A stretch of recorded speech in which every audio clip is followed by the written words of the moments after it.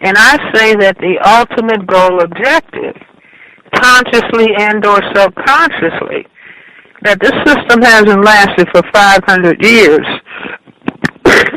or not. The system is about white genetic survival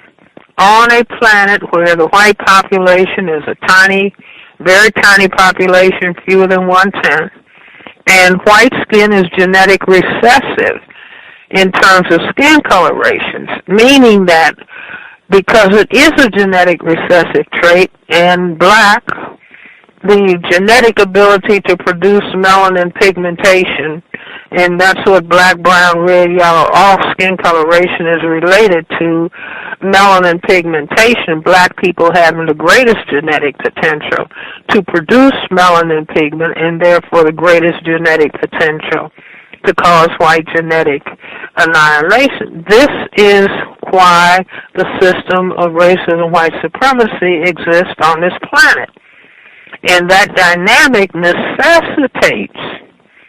being able to kill black male persons anytime a white person decides to do so. And it's being made clear to everyone that the persons who are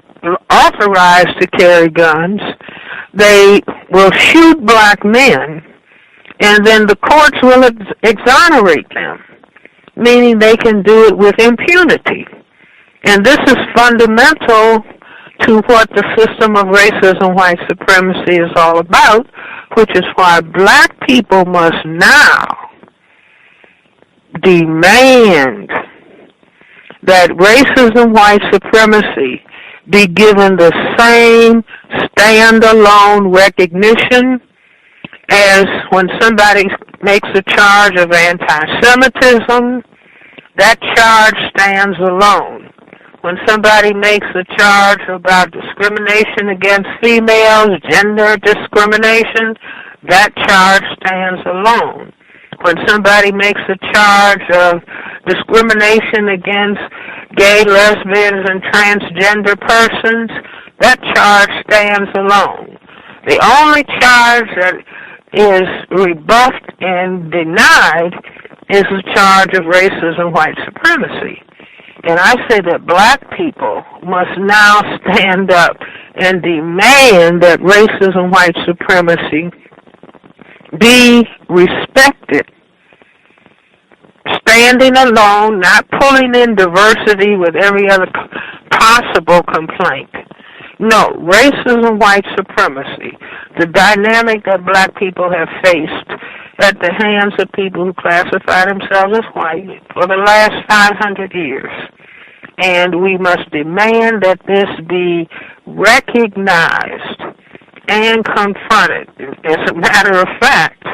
I think that black people should go further and take the position that any candidate that is running for president of the United States, whether they are Libertarian, Green Party, Republican Party, Democratic Party, don't ask black people for their votes unless you step forward and acknowledge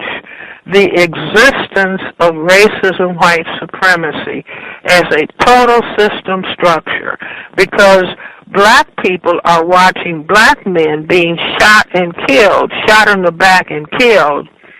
every week or every other week or every other day.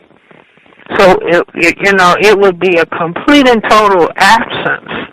of black self-respect on our part if we were not placing this demand front and center to anyone who comes to a black person and is requesting that black people consider voting for them to become the next president of the United States.